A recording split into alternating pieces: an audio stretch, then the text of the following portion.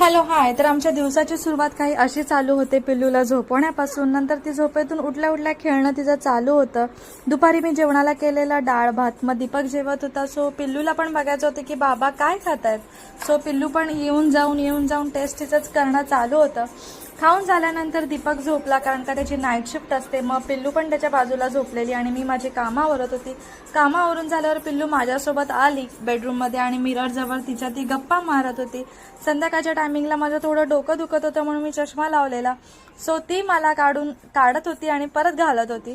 त्याच्यानंतर मग तिची गाणी बघण्याची पद्धत बघा कशा प्रकारे. हल्ली ती नवीन ट्रिक्स शिकली. सोफ्यावर चढायचं होतं, हाईट नव्हती पुरत, त्याच्यामुळे तिने तिचा पियानो ठेवला आणि त्याच्या थ्रू चढत होती. त्याच्यानंतर थोडीशी चालली बिल्ली. मग आम्ही रात्री थोडंसं खेळलो तिच्या गेम्सनी आणि थोडं रडलो, पडलो, धडपडलो, भरपूर काही झालं. सो असा आमचा दिवस गेला.